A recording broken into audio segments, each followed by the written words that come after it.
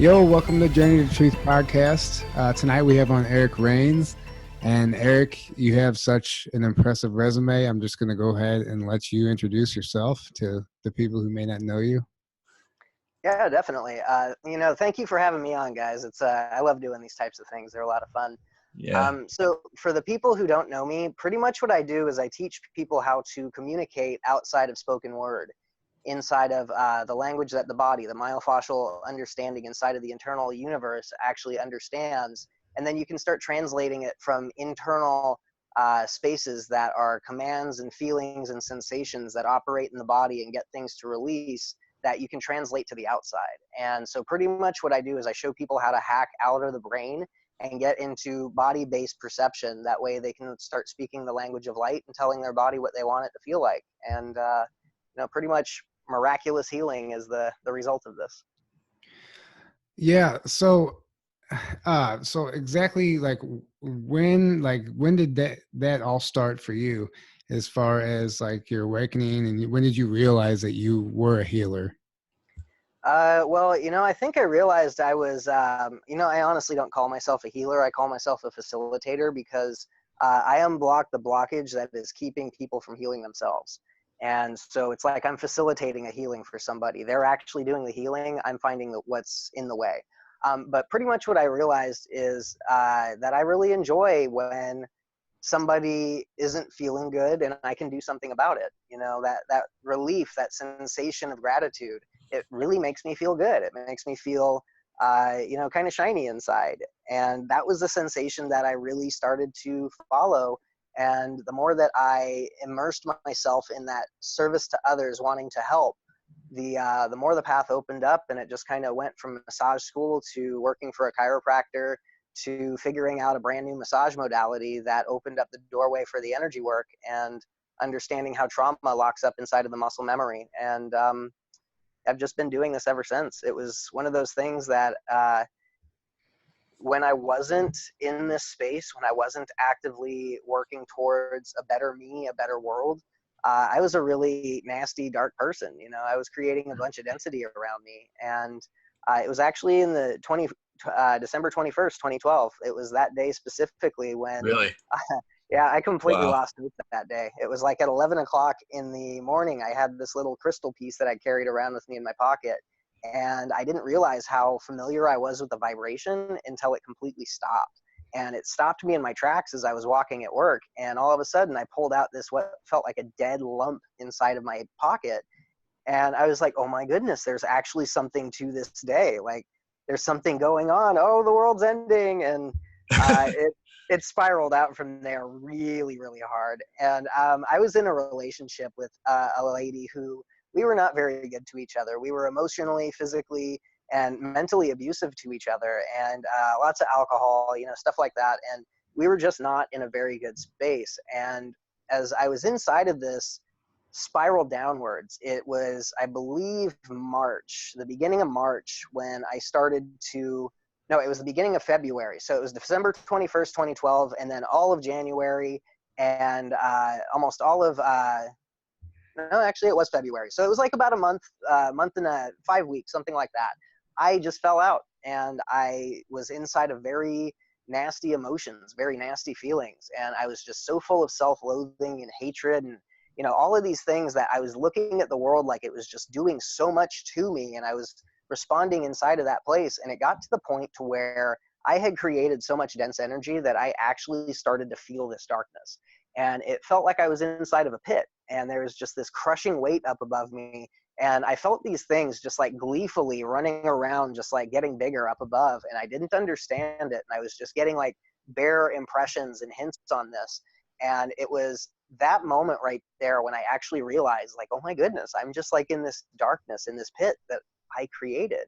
And if I created this, doesn't that mean I have the capacity to uncreate it? Or more importantly, turn on the light? And that whole aha moment, that was my literal awakening right there of, hey, you idiot, make light. Stop focusing on all this darkness. And as soon as I had that, wait, I don't have to feel this way. Like I can actually choose, Yeah.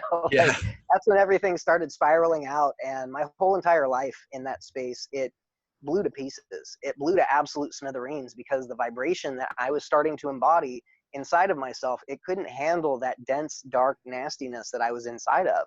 And it pulled me right out of it. And I ended up having to sell everything that I owned. I had to go live with my dad for a month while I was trying to get out of town. I had to go through courts to get my daughter and move to California. And at 26 years old, I ended up moving in with my mom with no money with my 9-month-old daughter. And I really was in a space where a lot of people would lose hope. And I was looking at this time, this amount of this vast stretch of time in front of me where I had no money. I had a whole bunch of work that I had to do and all kinds of stuff that, you know, it looked hard. It really did.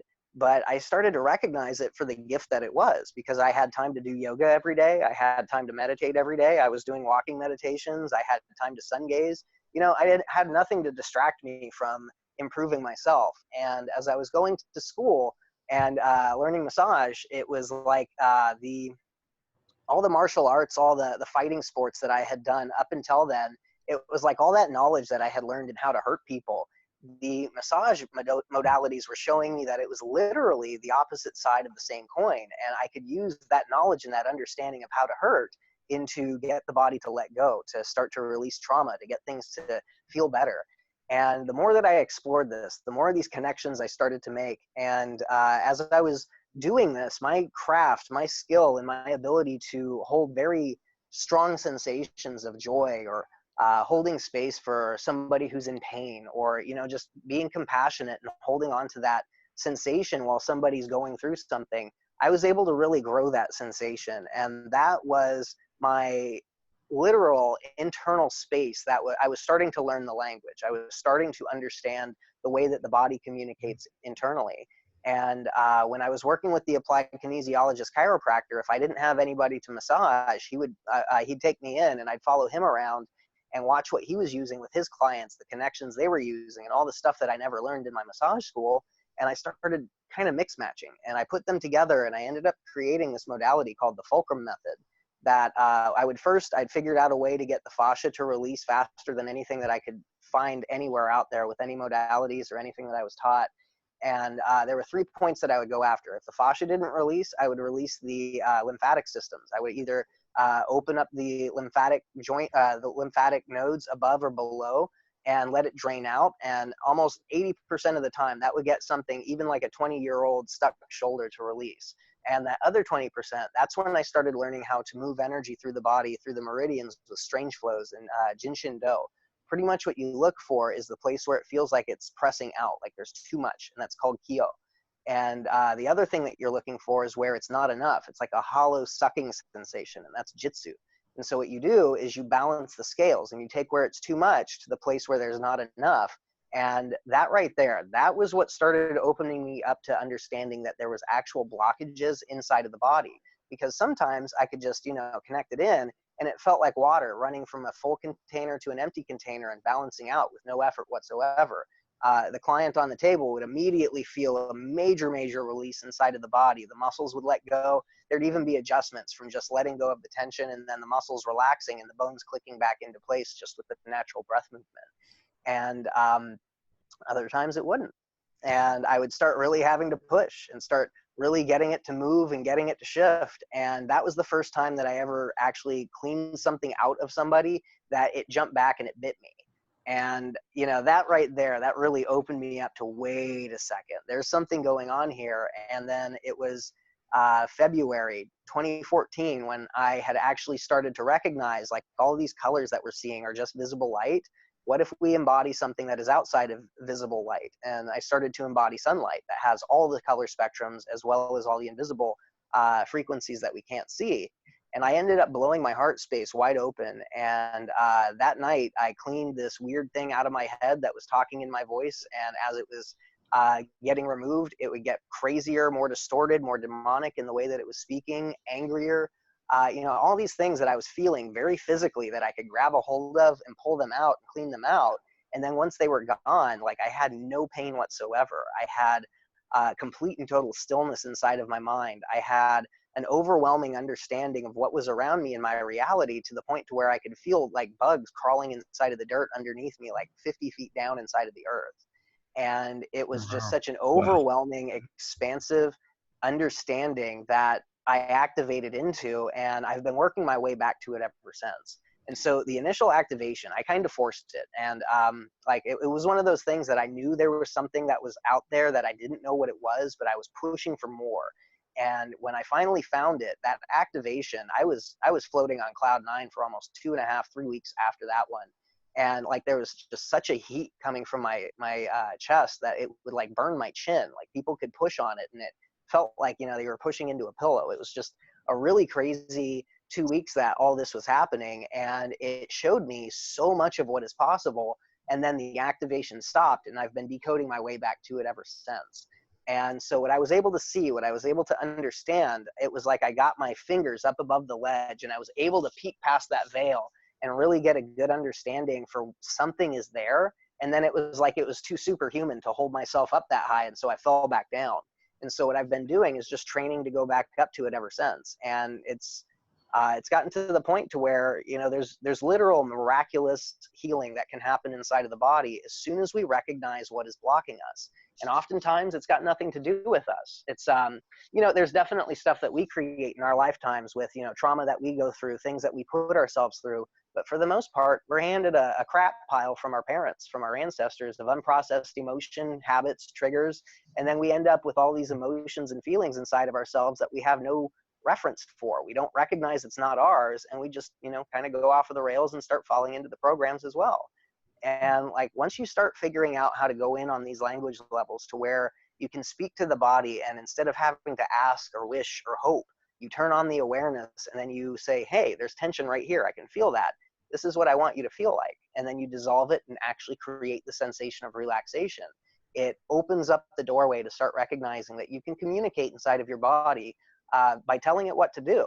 And it's just that you have to learn to speak the language that the body understands, and then you can translate it outside, because it's the exact same language the entire universe speaks. It's not words, it's light, it's sensation, it's impulse, it's emotion, it's frequency. Yeah. So I suffer from lower back pain. I was my whole life essentially, and it's been getting increasingly worse, especially in the past couple months. Um, I did a past life regression with a woman who was trained by Dolores Cannon, and at the end, if you're familiar with her work, at the end of the day, you reach out to your higher self. Your higher self comes through, and miraculous healings occur that way as well. Um, and I can attest to what you're saying as far as the miracles, because I actually was lifted of my herpes that I had been carrying for a decade prior to that. And it was one of the most emotional experiences I've ever gone through. And it was incredible. And then the other healing I was looking for was my lower back, but they said that, you know, I was out of once I was in alignment with my soul mission, then my back could align. So, and it seems like I'm in construction. It seems like I'm being like just pushed away from it more and more and more. And the longer I stay there, the worse my back is getting. And I'm not doing really anything to make it worse. It's just getting worse. So, is there anything you have to say to that? Oh Is yeah, definitely. One of the things that causes more lower back pain than just about anything else that I've ran into, I'd say easily 80, 85% of lower back pain is actually caused by the front side. And so if you're looking at the skeletons, say we're looking at like a medical skeleton standing up, and we're looking at the front side of the spine, what most people don't realize is that the lower back muscles are not just the ones underneath the skin that we can see when we look at somebody with their shirt off. It's like a big tube that surrounds the entire spine. And the front side, the iliopsoas or the psoas muscles, these muscles right here, they're responsible for when you lift your legs if you're riding a bike.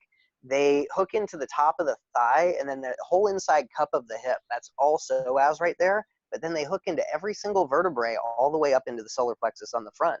And when this starts to cramp, when this gets tight, it pulls you forward. And so the posture is where you always want to look. Because like, think about this for a second. Like if I were to slug you as hard as I could in the gut, you know, you curl around it because it hurts on the front side. So if your back hurts, how come you're bent forward? Yeah, it's a great point. See, Uh, and that's the secret. The body will sit there and lie to you. But what's happening is when you have a splinting action inside of the body. Say, for instance, you've got the front side of those psoas muscles cramping up and pulling you forward. So, like when you stand up, you kind of have to stutter step up straight, don't you? yeah, yeah.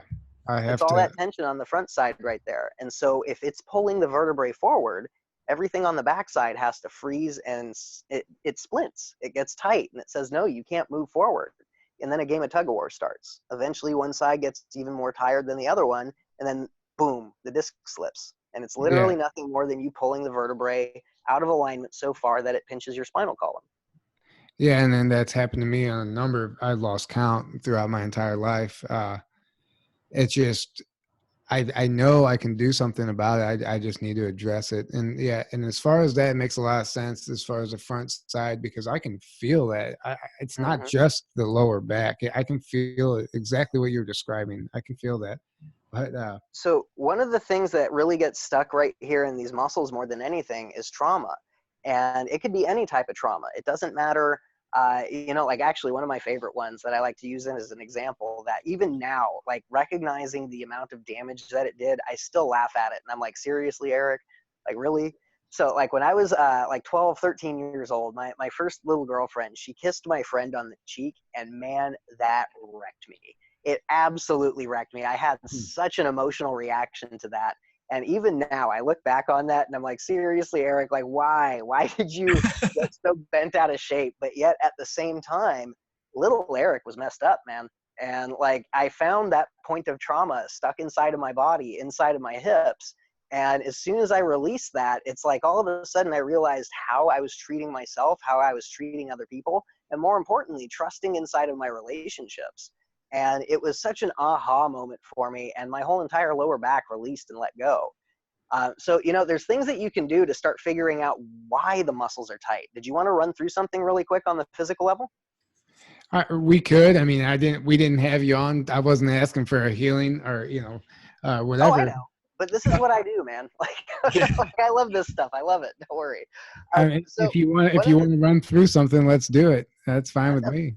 it's no problem whatsoever. Like this is really easy stuff. And once you understand how to actually start talking to the body, it makes a lot more sense.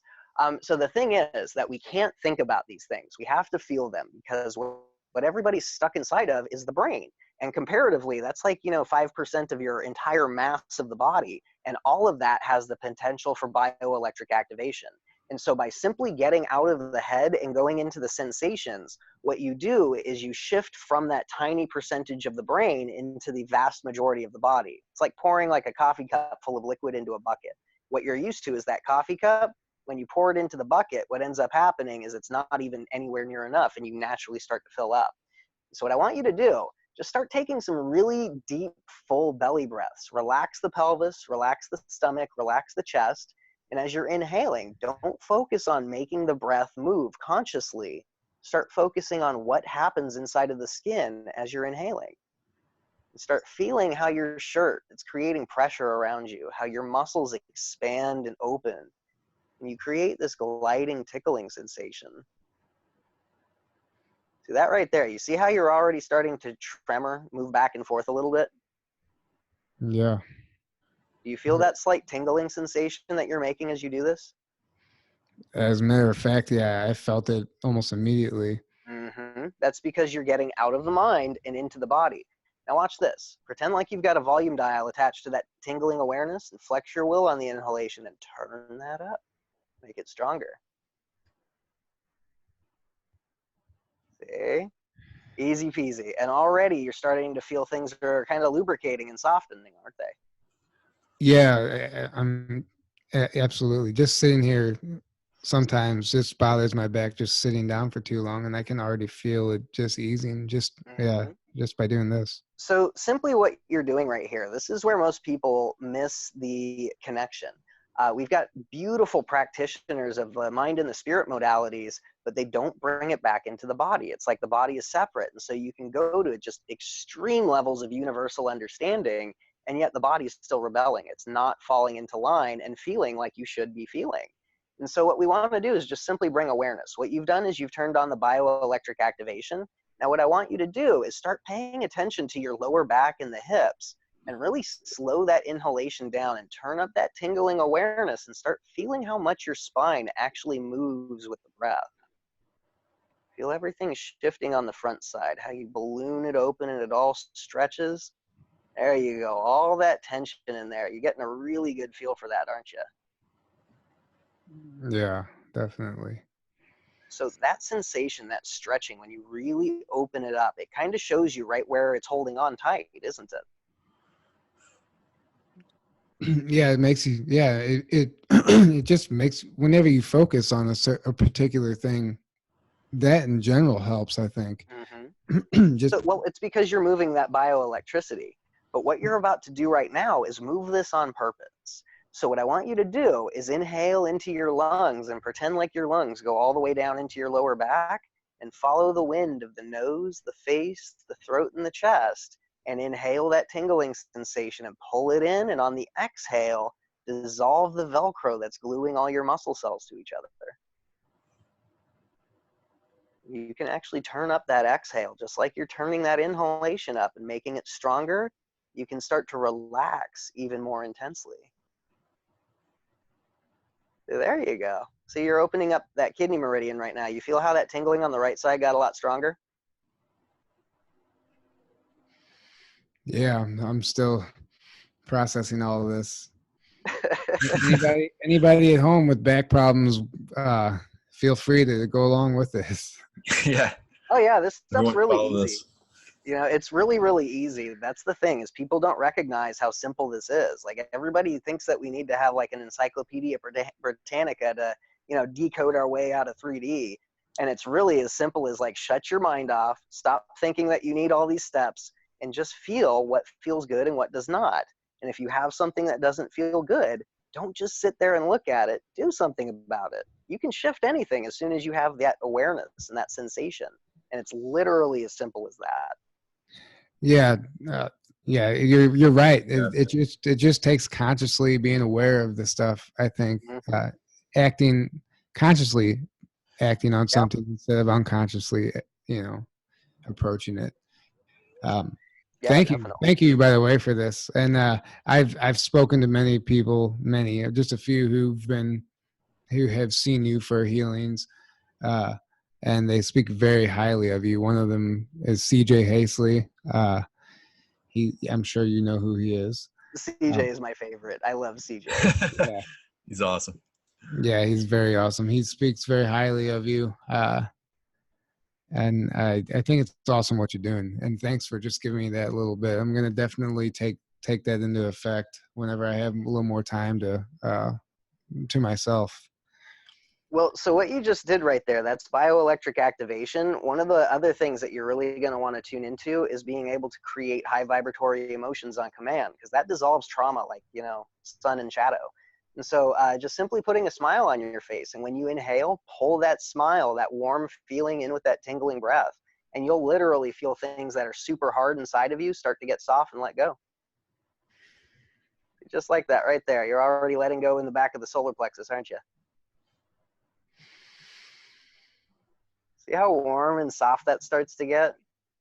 You're hacking the body right now. Your smile, your laughter, that's not your happiness. The feeling that bubbles up inside of you that creates the smile and the laughter, that's the happiness. And so if you put the symptom on and energetically hack it backwards, ta-da.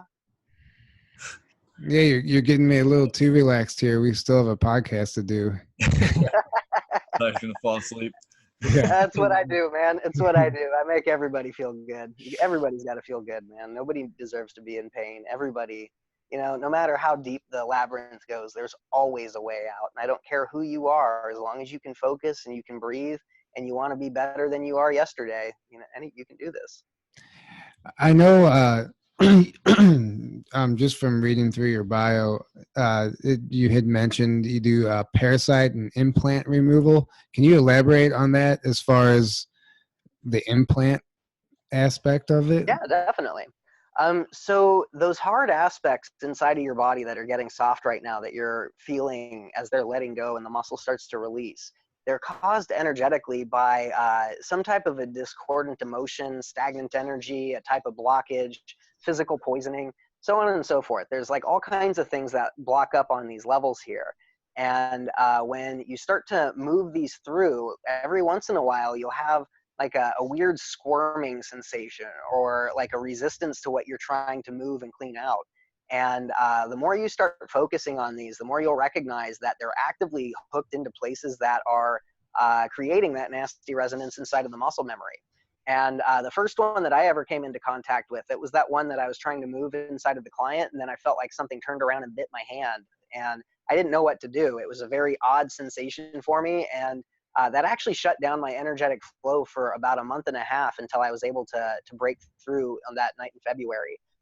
And so pretty much what's going on here, when we have a mind, a body, and a spirit, it's oftentimes, if we're not connected into the mind and the spirit, it's almost impossible to feel consciousness that only has a mind and a spirit, that doesn't have a body. And when we start to work inside of the mind and the spirit and embody it, what ends up happening is we start to spiritually move energy that consciousnesses that are, again, without a body. They have a mind and a spirit, but they have intention, they have willpower. And unfortunately, we've got some that are negatively oriented. They enjoy things that are not of cleanliness. They enjoy, hatred, fear, anger, pain, trauma. And what they end up doing is they are looking through the density of reality. They find places that are creating a lot of density, a lot of heaviness that's dragging down in vibrational causality. They go in and they find the flavor of trauma that it's coming from, and they either hold it open or they use it to create more situations, more thoughts, more emotions, more feelings that kind of pull people into darker and darker places. And this darkness, this is, like I was talking about when I was sitting inside of that pit and I felt those things gleefully running around, feeding on that emotion I was creating. That's exactly what they do. And when you start to see this and you start to clean these things out, like when I started, it was really a warfare type of a thing for me. It was like, oh my God, all these like literal demons are doing all these things to humanity. Every time I see one of these things, it's in a place where there's so much pain, physical, emotional, mental. Like, we've got to fight this. We've got to figure this out. And I started really going after this, like the etheric assassin, the etheric ninja, hacking and slashing with light swords.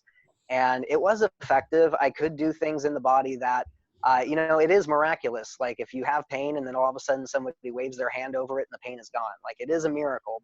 But it wasn't until I got overwhelmed. Like, I had such a warfare type of a mentality going on that I was bringing in nothing but warfare, and I was getting attacked all the time. And I was still able to share information. I was still able to help people out. But this really got to the point to where it just overwhelmed me, and I had to fully let go and fully surrender.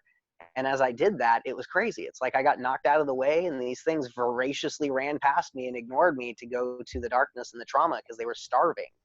And that's when I really started to connect into the whole entire system and recognize that these guys have absolute pain. They have nothing but fear. They have nothing but desperation, because if humanity got together for one day and put all of our crap down and just loved each other and laughed and had a good time, their entire system would disappear. And that's what they're fighting against. And it wasn't until I started to recognize that and I started to really tap into compassion and empathy for that type of a situation, and I tried to see myself inside of it. What emotions would I want to feel if I were so far gone in that level that I was this darkness and this destruction that was causing nothing more than atrocity for the sake of atrocity, and feeling joy, feeling love, feeling compassion. It came up immediately. And so I started really working on that level. And I have very firm boundaries, but I have a smile on my face. I have love and compassion in my heart. And it's thousands of times stronger than it ever could have been without it.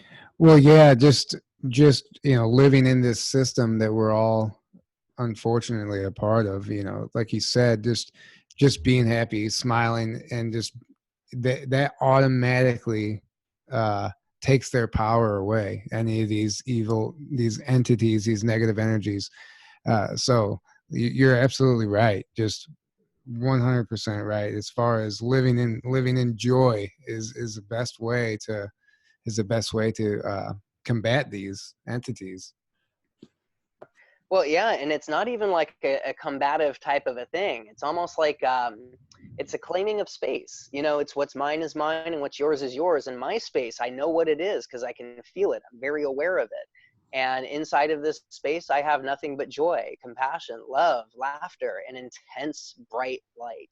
And it's like anything that tries to come inside of this, it undoes. You know, it's an as above, so below type of a situation here. And at this point in time, I haven't had an attack in I don't know how long. I've had some, you know, brushes where I feel things trying to move through, and it's like, hey, let me just open the doorway here. Where are you going after?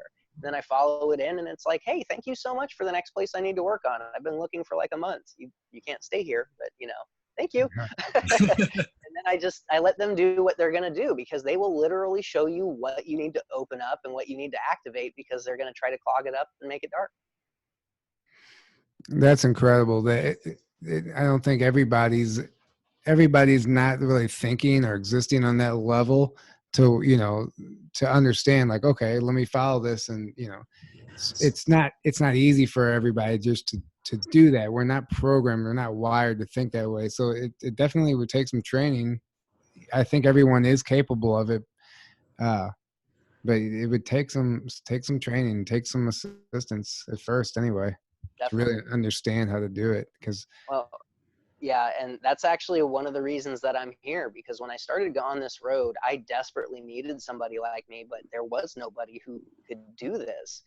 And, you know, I didn't know what I was stepping up into, but I knew that I had to, because I'm literally nothing more than like a torchbearer. You know, I've got a bright light right here that I can hold out. You can light your torch, and then you don't need me anymore.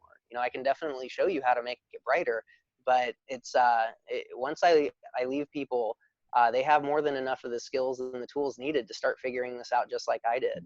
And, you know, just the stuff that I walked you through right there, this all came from me just doing yoga and concentrating really hard inside of the body. And it's just kind of unlocked itself ever since. And as we follow it through, it's making itself more known and easier to do. one of the things, I'm going to jump back a little bit just because something you said just reminded me, but you were talking about your initial awakening and how extreme it was, as far as, you know, you moved back in with your would you say you moved back in with your parents, correct? You just sold Yeah, my everything you mom. had? Yeah. I I was in think, a different state, and I had to go move back in with her at 26, and I'd always paid my way. It was really a rough time for me to have to deal with a lot of stuff coming up. well, what I think is interesting is just all the people we have on. I always ask, I always like to ask them, you know, how did their awakening happen? And the variety we've seen so far, we've seen the extreme, like a couple people have done the same thing, like totally just went all vegan, or just made extreme changes. And then other people just kind of like, you know, going on about their life, and it's not really like totally shattering everything. They're just kind of taking the hits as they go and just slowly going through it. I just think it's extremely fascinating to me just to hear everybody's own journey. And it seems to be the people like yourself who are doing something bigger in this community are the ones who have that extreme, like, wake up call. I just one of the observations I've made from talking to the people we've had on so far. Yeah. Yeah, I would definitely agree. A friend of mine, Lauren, she actually calls it oh, what did she call it? It was like a drive-by awakening, or a sneak assault awakening. It was, you know, one of those Nice. things snuck up on her and just clobbered her over the head, and she was just left stunned, like, oh my goodness, like, is Oh, are this? you talking about Lauren Pritchard? Yes, Yeah, Yeah, yeah. what does she call it? We love Lauren. ambush awakening. Ambush Ambush Awake. Awakening. That's it. That's Yeah. it. Yeah, Yeah. that's So, it right there. you see what I'm saying though? It seems like these people, like everybody who's coming forward, has some type of ambush awakening. That's a good way to put it. Uh, Yeah. Well, and you know, actually, now that I'm thinking about it, I did have a few experiences before that that led up to the big things, but it was almost like I kept on having these pops of awareness inside of my life, and instead of actually going after it and committing to it, it was like I just sank back down. And like as I'm thinking about this right now, it was right after my first daughter was born. It was the night after she was born. I was going to sleep, and I was listening to my son in the crib at the foot of my bed, and he was breathing. And I remember just falling asleep listening to him breathing.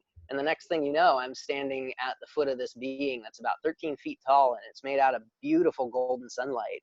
And it was like the craziest reunion. It was like I knew this being, and I sat there at this being's feet for a good 3 or 4 hours while we just talked, and we, you know, kind of really enjoyed each other's company and seeing each other again. And I don't remember any of the conversation, but what I do remember is when he reached down and told me, well, it's time to wake up now, Eric. And he touched me on my forehead, and I shot up bolt upright in bed with my head on fire.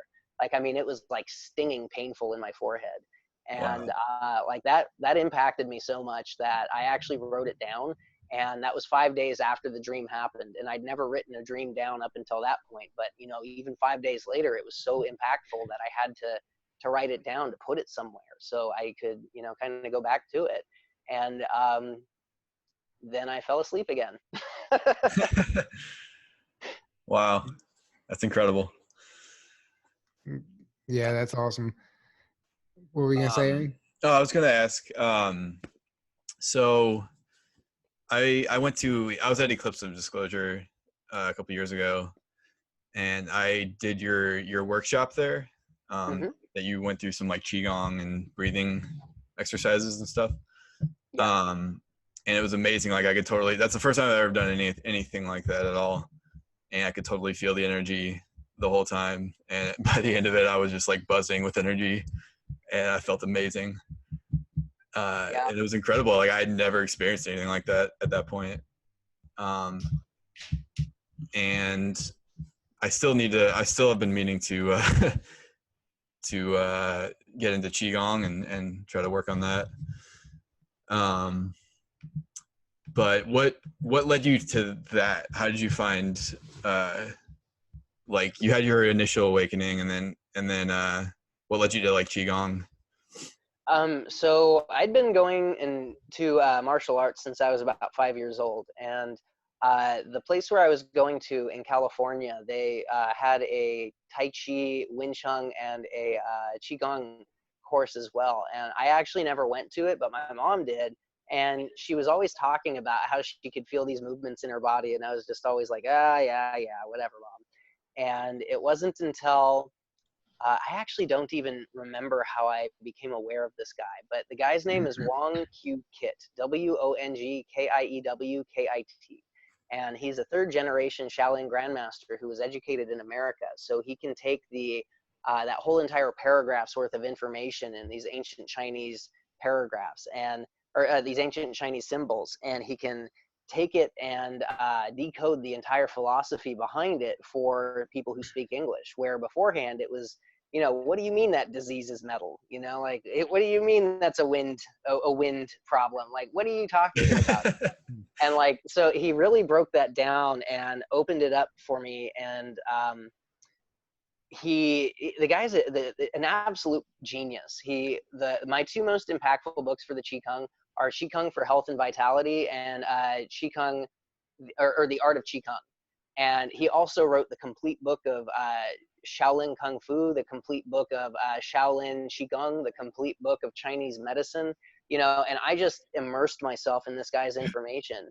And he's got some very clear demonstrations of how to do these Qigong moves in his books. And with my martial arts understanding, my yoga understanding, I was able to figure this out because I could tell where the energy started to flow. And so I started doing what he showed me in these books, and I started actually interacting with this guy online. And for a few things that he didn't have in the books that I needed to figure out, he was more than gracious enough to, you know, like, yeah, no problem. Like, hey, I'm really glad that you're actually doing this. Like, this is what I feel. This is how I notice it. And this is what goes on here when that happens.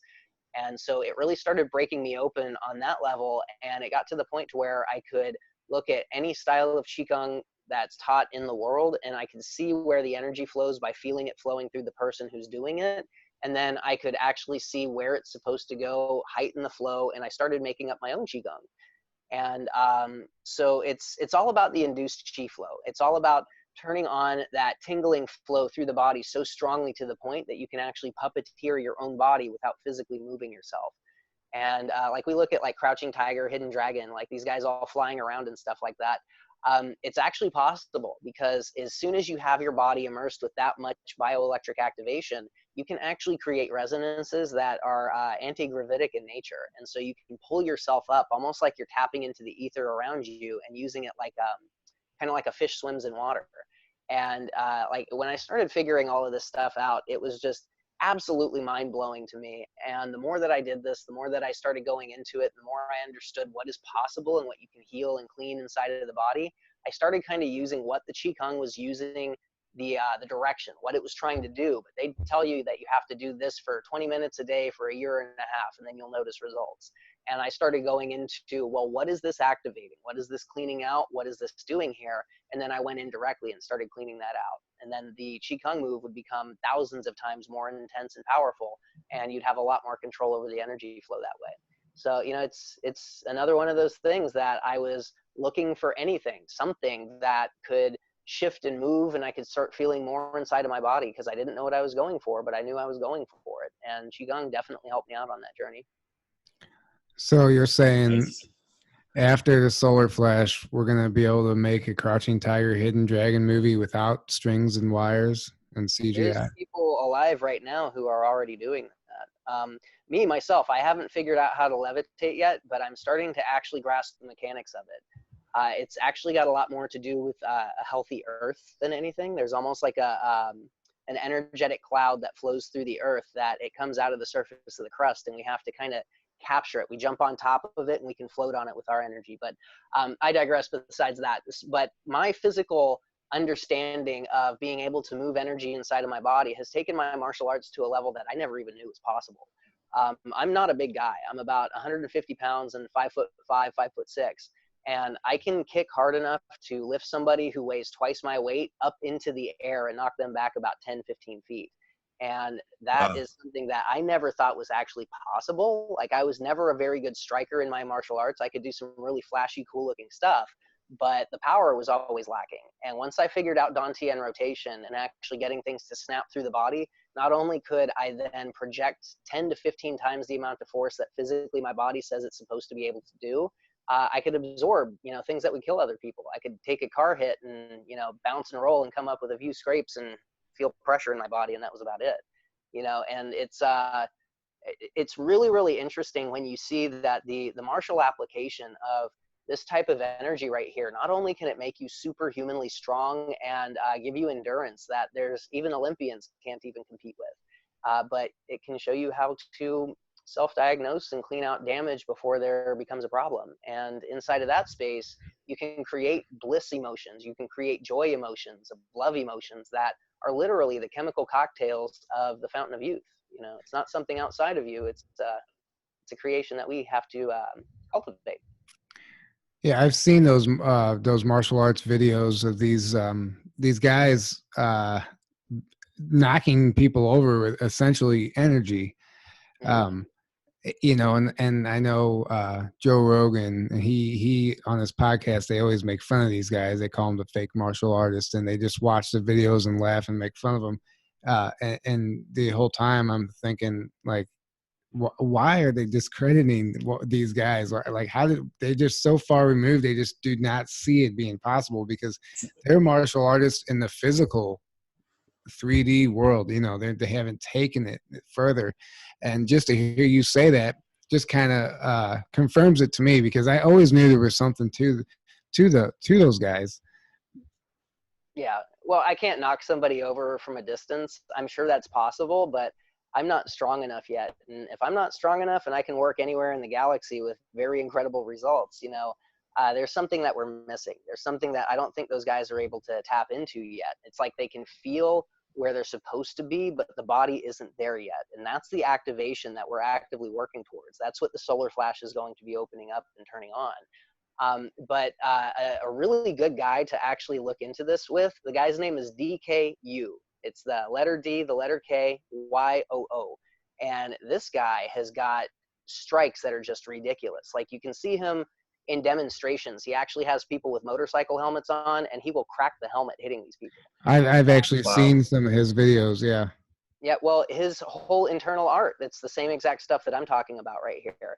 And it was really funny because I saw him when I was about maybe 5 or 6 years ago. I was looking at him when I got into Krav Maga. I was trying to figure out the Dantian rotation again.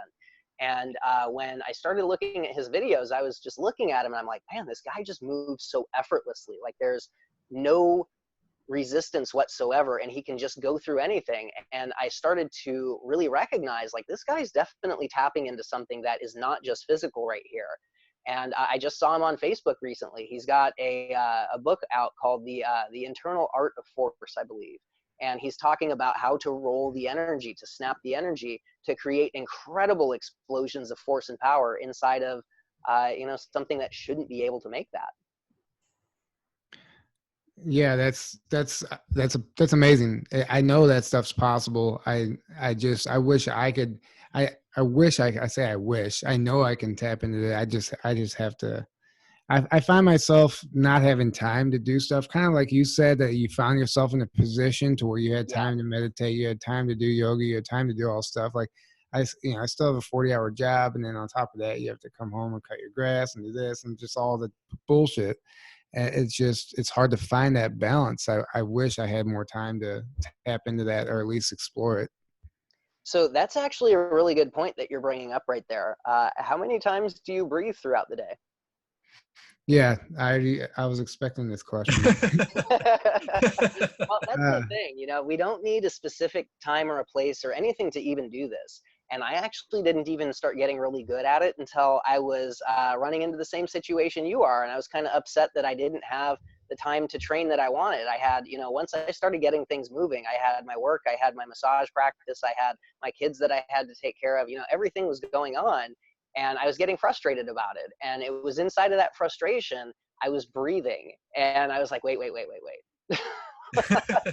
Wait, hold on. Okay, so I'm breathing right now. Can I talk and do this at the same time? And so I took a big breath of tingling energy into my body, and then I started talking to my mom and telling my kids to go brush their teeth, and taking another big breath in. And it got to the point to where even right now, as I'm speaking, I'm moving chi through my body. As I'm inhaling, I'm bringing in even more. And so I've shifted to the point to where all of my breathing is conscious. I'm always shifting, I'm always moving. And that puts me in a state of malleability and liquid that anything that becomes dense, heavy, tight, sore, uncomfortable, it's like a red flag lights up and I immediately know where to work. But it took a lot of work to get here. So, I'm not going to lie to you. It definitely took some work to get here to this place. But it's all about recognizing that if you're doing this in the background while you're distracted with the mind level, like if you're at your job, and construction's actually really good because a whole bunch of it's mindless, like once you understand how to do this, you got to square everything up, you got to get these holes in the right place, you got to get all this set up in that way. And it's like you understand the craft of it. So you can kind of go on autopilot and allow your body to work physically while you're physically working with the energy inside. And it was construction, it was stuff like that where I was physically engaged and I allowed my mind to wander, that it was like I was separating out between the two, and I would let my body go on autopilot, and then I recognized that my mind was just free to think and do its own thing. And it was inside of that space, that was where I started doing this energy work. And so it got to the point to where I would like inflate tingling balls of laughing energy of light, and I'd carry them around like balloons. I'd hook them into the back of my heart space and try to maybe swirl them or rotate them or something like that, and try to do something that was complicated, try to do something that was hard, and then go carry a conversation with Steve about the order that I needed to do for the next cable, So like, it was about bringing the magic and the non-mundane into the ordinary, and it shifted my life unequivocally in the other direction. So one of the breathing techniques. So at Dimensions of Disclosure last year, during your presentation, you had everybody stop and do this breathing technique. It was, you had them take a deep breath, hold it, and just kind of let it fall away. And you had a name for that, and I don't remember what you said. Do you remember? Do you know what that? Are you talking about the quantum pause breathing? Yeah, but that doesn't ring a bell. As far, you had a certain name for it. Square count breathing. You had And then you hold it, and then you release and you let go, and you hold it at the bottom of the breath. There's like Vegas or something like that. Ring a bell? So it's the vagal nerve release. So the longer you can smooth out your exhale, the more release you get in your vagus nerve. And the vagus nerve is the nerve that it shocks all of the organs into the fight or flight state. And so if you can even if you're really, really choppy, like some people with a lot of trauma, if you hear them breathing, you'll hear like a, even if they're not like cold or anything like that. And so that right there, that is letting you know that there's tension inside of the actual breathing pattern itself. And so if you inhale and you stretch it up to the top and then you smooth out that exhale and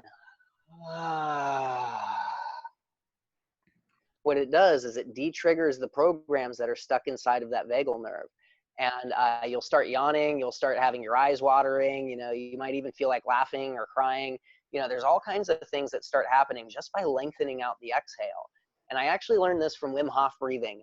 Like when you get in the ice bath and immediately your body goes into fight or flight, you have the whole type of reaction. You can't really control the inhalation. And so you just fight the inhalation up to the top and you and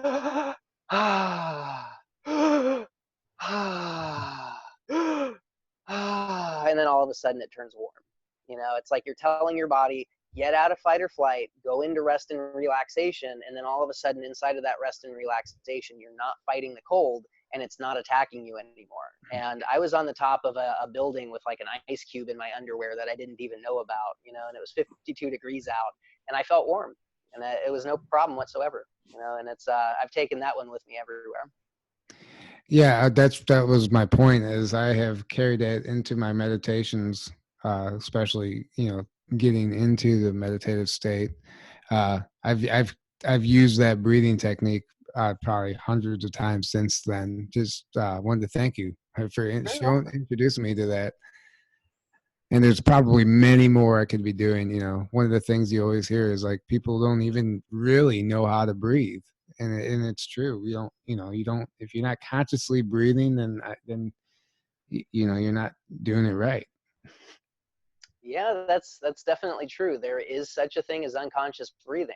And once you know what a conscious breath is, and you realize how tight you're holding your tummy, how tight the ribs are, how tight the neck and the shoulders are, and how you really only have like about 20% of what you could actually inhale into the body, you can never go back. Like it's a completely different way of being inside of your body.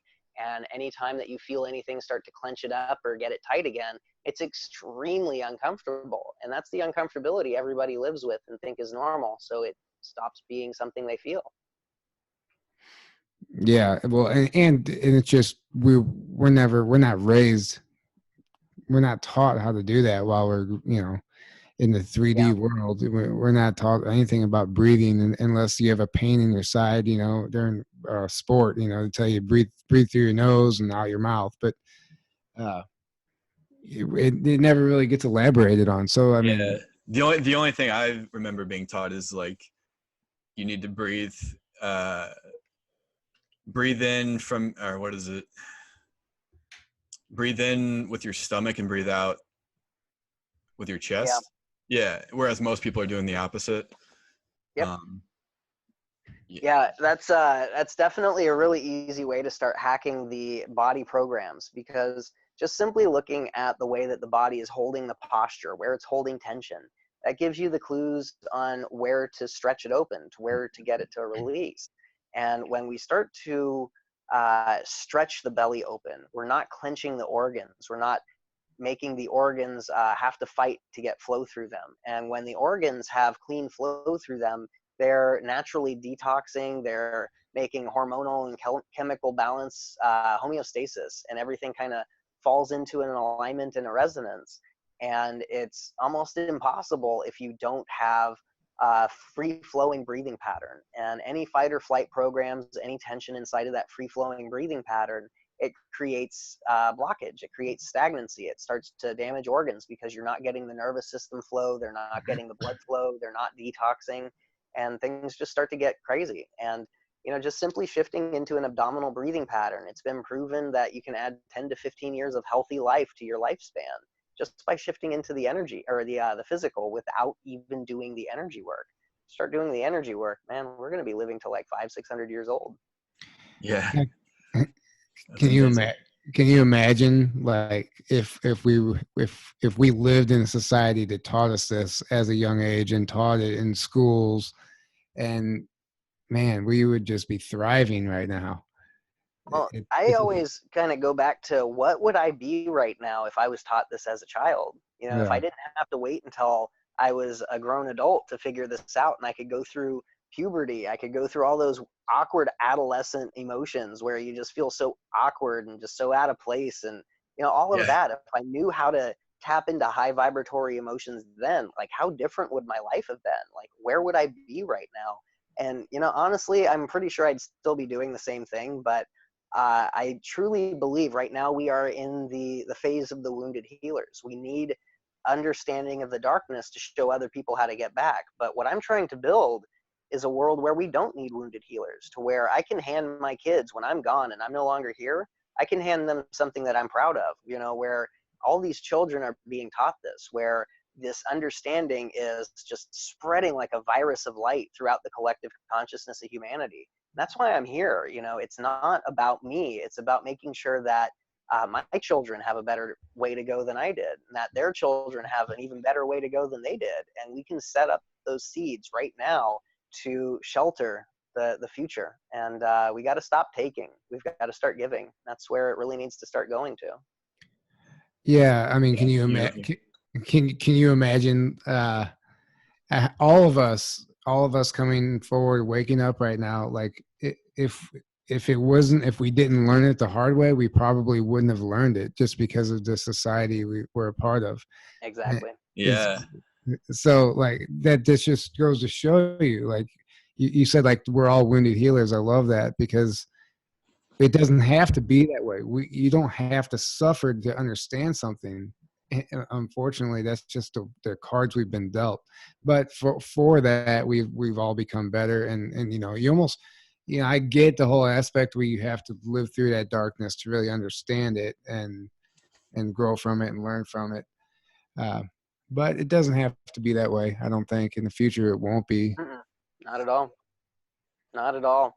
And that's the thing. Like right now, we have so much darkness that we have to understand it to transmute it. But what happens to all of these kids who get born into something where they aren't passed down that trauma? They aren't going to need it. They aren't going to have to understand it.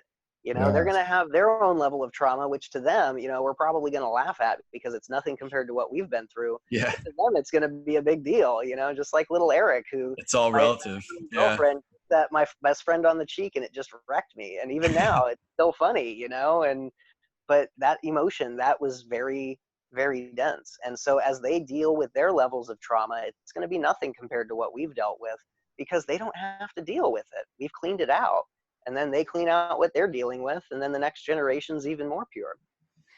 sure. Yes.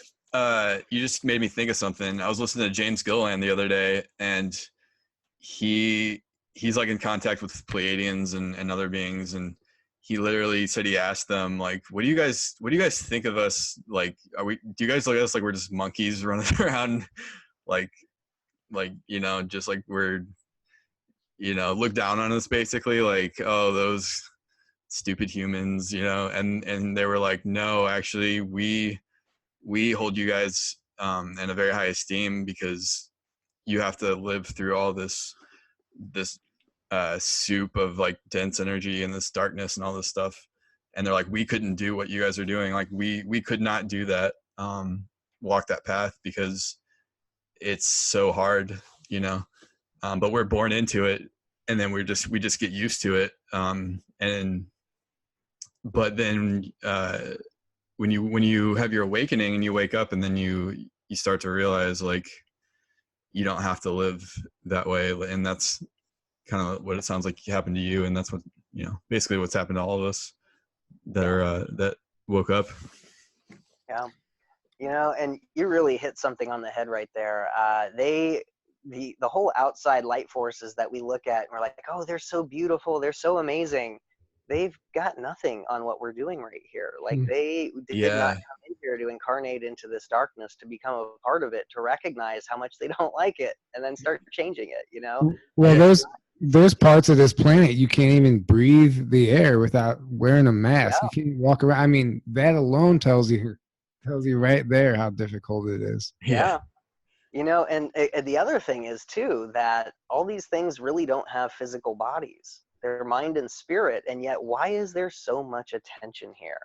You know, there's so much rhetoric, there's so much propaganda saying this is 3D, this is the lowest. Tell you what, this is where true creation actually happens. This is where the masters come to play. Only the best of the best can actually come into a system like this and actually hold on to that light and start to share it, to start to spread it, and not let that darkness take over. And Yeah. there's so many of us now, so many of us. You can't stop this. Like, this planet is shifting, it is changing. And as we Man, go in and we clean out our own individual crap, we clean out our own DNA, our ancestral crap, our past life crap, the weight lifts. Because inside of time and space, if there's no past or no future, it's only now. Even if something happened 15, 20,000 years ago, if that trauma hasn't been processed, if it hasn't been transmuted, it's still a density that's dragging the earth down into quarantine, down into density. And as we clean out ourselves, the planet lifts in vibration. As above, so below. All we have to do is make it bright in here, and then that bright from the outside can reach us. this is where the masters come to play. Exactly. I love that. I love that, Yeah. actually. If that's not motivation to keep doing what you're doing, it's Exactly.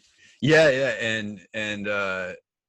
and that's what he said too, is like only the strongest are the ones that incarnated here, because we could handle it, and we could Yep. and we could help to change it. And so, like, we're like the strongest. Actually, we tend to think, oh, we're just stupid humans, and like we're this lowly. Like, no, like we were the strong ones, and that's why we got to incarnate here and to help change the system and to If you. humanity truly understood the potential that is buried inside of our DNA, we would never ever look at us like stupid humans again. exactly. You want to know what's incredible? You made me think of something. So my girlfriend's daughter, both her kids, but her daughter especially, is definitely like an indigo child or whatever. She's 7 years old, and she's talking to me about the solar flash and chemtrails and blah blah blah. And she tells me what it's going to be like after the solar flash and the colors we're going to see. It's like she understands it. Really? It's unbelievable. It's actually give you chills. Wow, that's amazing. She's existing. You know, she all she does is watch videos about like Bigfoot and fairies and extraterrestrials and like stuff about the solar flash. And she's 7. She's like trying to. That's all she cares about. But she went to a birthday party at the park and met this girl, and she's like, "Mom, meet my friend. She's from another dimension." And they're like, "Oh yeah, what dimension are you from?" Just asking the little girl. She's 5 years old, and she's like, "Well, it's hard." And she's like trying to think. It's hard to explain. She's like, because they wiped out my memory when I got here. No way. Yeah, and she's like, she goes, "I'm adopted." She goes, "I don't have parents here. I'm adopted." And she really was adopted. We found out. And she was talking for a 5-year-old. She was talking at this level that was blowing my mind. And she was like, I was like, "What's your name?" She's like, "Well, um, in my other dimension, it's Isabel, but here it's Alita." And she was just started going into Wow. detail. I mean, just talking about like why we're all here. She goes, "Yeah." She goes, "Everybody, we're all raised and happy here, but nobody really understands, what they're doing." And she's like, all this wisdom for a 5-year-old. It was the most incredible thing. I was like, man, we need to have her on the podcast. We need, yeah, can we get her on the But it's just a shift we're seeing. Like, and I know that my girlfriend's daughter and that little girl didn't just by chance become friends, and because they're both on another level, especially for their age. Yeah. And that's one of the things that's happening right now. Like, we had the first waivers, like 6,000-7,000 years ago, who came into extreme Oh, yeah. density, trying to open up some form of light. And then we've got these prophets, these leaders of quote religious documentation and understanding that it was literally nothing more than people tapping into light and trying to share the basic tenets of how to create more light. And they created these spaces, these time capsules, that it's like, first we started off with this cliff, and there were no handholds, there were no ways to even get like a toe hold in on and try to climb this. And these people came through and like head first kamikazed themselves until they broke like a crack in it. And then somebody came through and they got into that crack and they started hollowing it out even bigger. And it's gotten to the point to where all of a sudden, 2 people could hang out there, then 3 people, then 6, and then 15. And now we've got so many people who are able to access this energy, this flow. And it's all about who came before us, who stepped up and said, you know what? I refuse to fall into the program of hatred. I will love, and there's no way you can turn off my light. And what they've done is they've carved out the steps for us. And right now we're actively able to start running through them, and we're making something even greater. It's like this cliff is now starting to turn into a temple, and those who come after us are going to be able to refine it and turn it into something beautiful. Yeah, and that's a perfect example. That's a perfect example. These little kids running around with this wisdom. You know, at 5 years old, I don't even know what I was thinking about. Yeah. Yeah. It wasn't that. Yeah. Yeah. Well, I had all the religious programming. G.I. Joes. Yeah, Yeah. exactly. Exactly. Man, that's incredible. Yeah, and I mean, it's funny because a lot of kids under the age of like 7, they haven't quite had the programming solidified yet from society, and they, like, a lot of kids that young will remember their past lives, or they'll remember, they'll just know these things that Mhm. most of us don't, right? And yeah, and going back to talking about the DNA, like, we have so much knowledge stored in our DNA that if we can tap into it, like, Yeah. we can bring all that out, and then we can Well, that's where our memories are hiding. Yeah. yeah, exactly. We have memories, and we have you know, all the stuff that Eric's learned, like, that's all stored in there, and we can learn how to heal ourselves and do all these amazing things. We just have to tap into all that. Yes. Yeah, that's one of the reasons why I don't really charge for my information. I charge for my time and my expertise for people to have me work with them. But this information, like, anybody can tap into it. And if you just, start opening up these doorways a little bit, and you start feeling what feels like truth and start feeling what feels like falsehood, you can literally walk your way through anything and learn it all. Like, it's not my information, it's not your information, it's all of our information. Yeah. So wait, are you going to be sending me a bill then? No, that's my gift to you. He's already mailed you a bill. Oh, it's funny. No, that's awesome. I love that. I love that. Yeah, it just, the information is not, you shouldn't charge for it. You're right.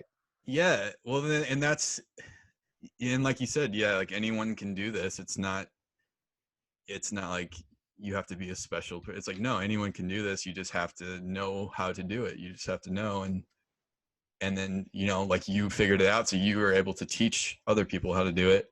And like you said, you're like a torch bearer, so you have your torches lit, and now you can light other people's torches, and then they can light other people's torches, and so on.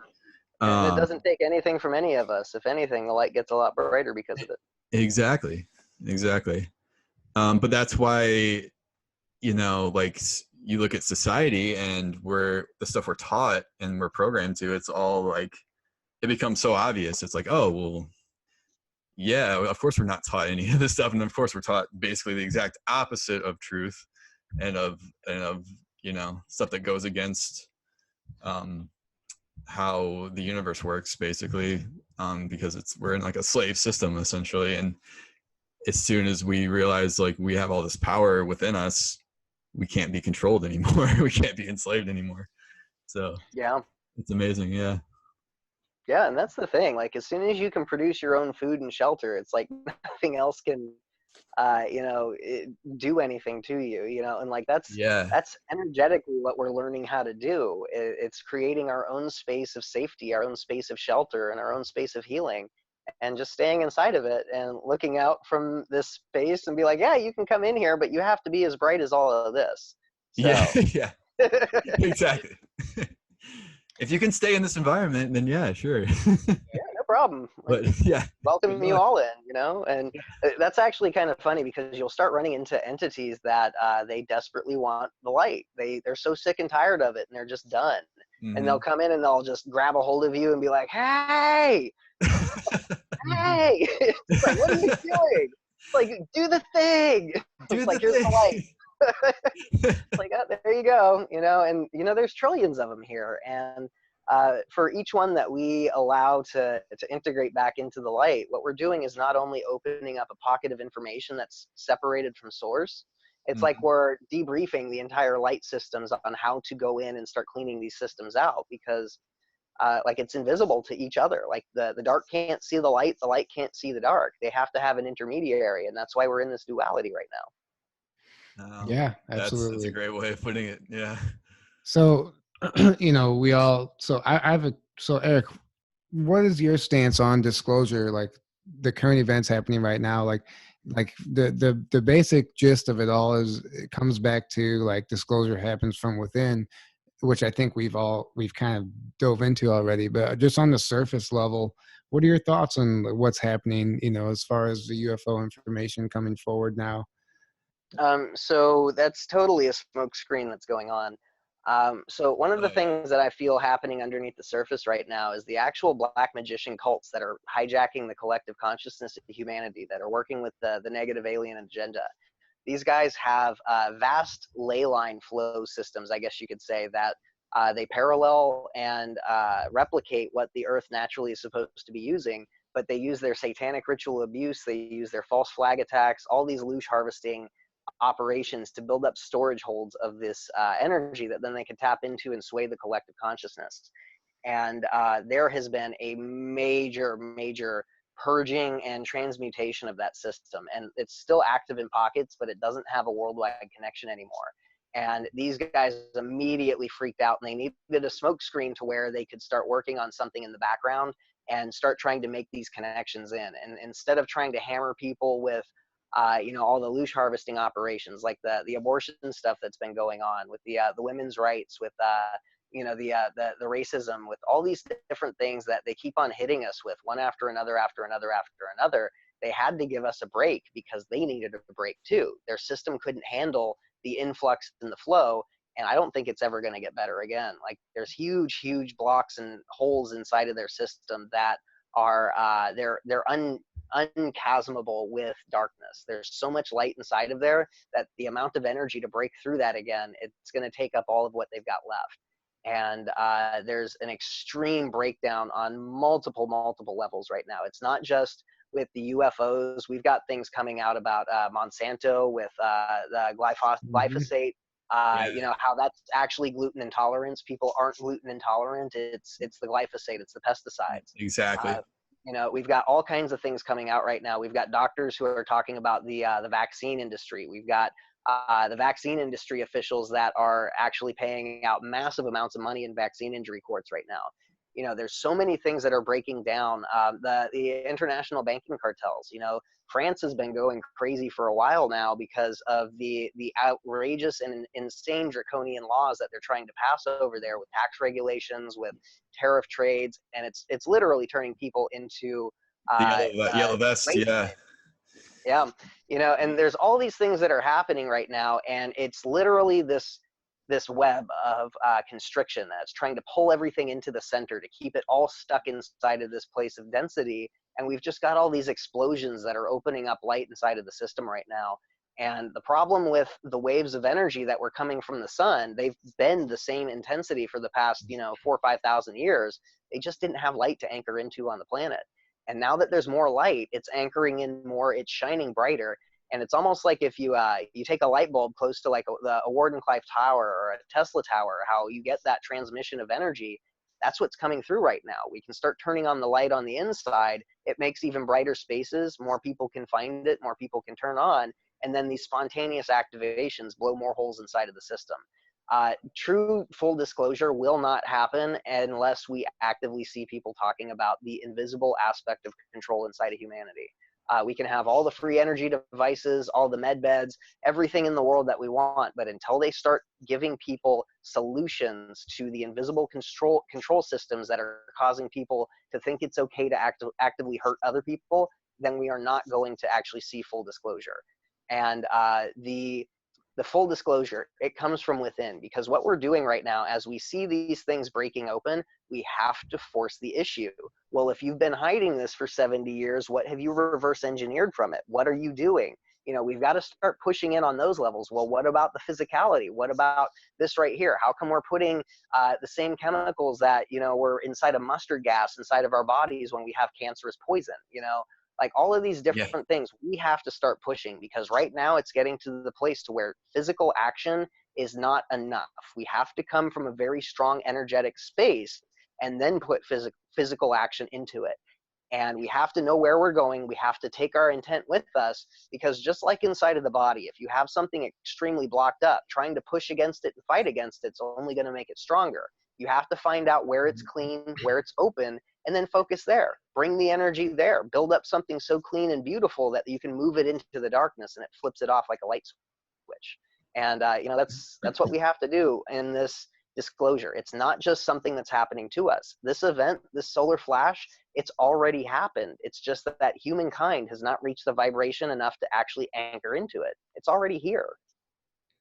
Well, that was probably the best possible way you could have answered that question. I'll give you a standing ovation. Yeah, no, that was beautiful. Actually, you just nailed it all on the head. I mean, that you said it all, man. And you're right. It's so hard though to. Yeah, I know we need to start talking about this stuff, but it's hard to talk about it. That's why we have a platform to do it. But man, to get people on the same page, that's the problem. That's the problem that we're facing right now. That's why we gotta stop talking and just do. People who try to tell me that what I do is impossible, I say, well, prove me wrong. Here's what I do. I want you to try it out and tell me if you don't feel better. It works every time, and like that's the thing, is we've got to get to the point to where it's like, well, listen, I don't care if you're going to sit here and call me crazy. Look, this is what I'm doing, and the results are proving it. Exactly. And there's nothing that you can do to fight against these results right here, because statistics don't lie. And when we start operating from that space, and really, instead of just railing against the powers that shouldn't be, but actively working to do something better in our lives, in our environment, in our neighborhood, to build something that other people can feel and they recognize, I like that feeling, and then they make more of it too. Then all of a sudden, instead of you just by yourself, you've got a team. And when you've got a team, you've got your squad going. It's like, well, what do we do now? It's not like, well, what can we do? It's like, well, what can we do? Let's go do something. And you get excited, you have fun with it, and then you change the world. Beautiful. With that, I think it's about time to wrap this up, don't you, Aaron? Yeah, that's a good way to end it right there.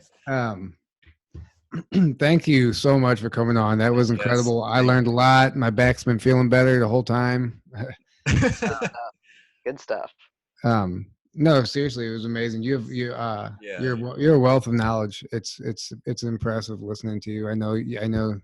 I'm not trying to like blow smoke up your ass or anything. It really was an honor to have you on. No, it's my honor to be here. Like, seriously, thank you guys so much for what you're doing. Like, just simply doing something, not even knowing what you can do, but trying to do something, saying yes and moving forward. Like, it's like you're stepping into the mist, and then the stepping stones appear as your weight shifts to step down onto it. And that's the way these things work. So what you guys are doing, it's very powerful. Thank you so much for inviting me to share it with you. And, I'm completely and totally rooting for you. I've got utmost confidence that anybody can make a very, very powerful impact in reality. And the more that we push for it and stop trying to compete with each other and then start building each other up, the faster we make this happen. And, thank you so much. It's my honor to be here. Yeah, definitely. And anybody who's going to Dimensions of Disclosure, you'll be speaking there, correct? Yes. And what are the dates of that, Aaron? You're going, I know. Yeah. August 23rd to the 25th. Nice. In Ventura, California. Yeah, I'll be having a workshop on the beach there too. Nice. I will definitely be attending that for sure. If the stars align, I might make an appearance if I can make it happen. My boss just approached me today about taking too many vacations. Did he really? And I said, well, this company's been making me false promises for 4 years. I have to create my own conditions. And that's what I told him. Nice. That's amazing. That's exactly what I told him. So whatever, I don't care anymore. Tyler might get fired. I don't care though. Whatever. I want to be. I wouldn't care if I ended up in Eric's position to where I had to move back home and have time every day to do what I need to do. Yeah, and this is exactly why I'm trying to create the retreat center, to where we can all live off of the land. We can build our own spaces to live with earth bag technology, with earthship technology, and then it doesn't matter. You know, we've got a place to where you've got your food, your water, and your shelter. Come learn. Like, that's what Yeah. it's all about. Beautiful. Like, I can't wait until I can make this. Yes, it's Beautiful. gonna happen. It's going to happen Yeah. too. Mm-hmm. All right. I guess that's it. Anybody who's watching this, do not forget to like and subscribe if you are enjoying this podcast. It helps more than you think. And thank you again, Eric, and thank you, Aaron. And everyone go to Dimensions of Disclosure and go to Eric's workshop. Change your life. Yes. I know you and your wife were selling things at the last Dimensions of Disclosure. Are you going to be doing that again? Probably not. We don't have enough room with all the kids to kind of lug stuff around. So we're going to bring the massage table and the event canopy, and I'm going to have my my little healing hut going on again. But I think that's about all we're going to do, unless there's random small things that we could pick up. We made a whole bunch of tinctures, but then we drank them all. So I've got 5 kids, and there's 2 school districts and 3 different schools that they all come home and share their germs with each other. And we've had a really, really rough winter. And all those I made to sell, they came in really handy. So nice. Right. Like, we need this. Yeah. Everything happens for a reason. Yes, sir. Yep. All right. Well, I guess we'll just wrap it up. I know I've said that like 3 times already. Yeah. For real this time. Yeah. Well, it was fun. It was really fun. I really enjoyed talking with you guys. You guys are awesome. And if you ever want me back on again, I'm always open for it. Yeah, but next time you gotta have your video ready. Video next time. Yeah. I'll definitely make sure that's the thing next time. Sorry about that, guys. Oh no. No worries. No worries. The Okay, I like information- staring at that picture the whole time. It was actually activating. Yeah, exactly. I kind of felt like it was. So I actually had this picture done by a friend of mine, and those are the energy centers that I use, and that's how I feel my auric field right there. Oh, nice. Smile on his face. Well, it's basically like a description of our entire conversation if you really look at it. And the thing about Zoom is that when, like, on the recording, it only says Eric Rains. Everybody's not going to be able to see the picture. So maybe I'll just send it to you guys, and you can, like, put it up in the interview on the kind of edited in or something like that, so everybody else can see it too. Okay, yeah. If it doesn't show up on the recording, then totally. We'll just tell everybody that you've already ascended and this is you now. Yeah, this is how Eric looks now.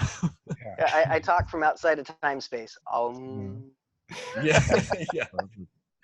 All right, guys. Well, it was absolutely a pleasure. Thank you so much for having me. Yes, yeah, good night. Good night. Have a good night. night. Coming on.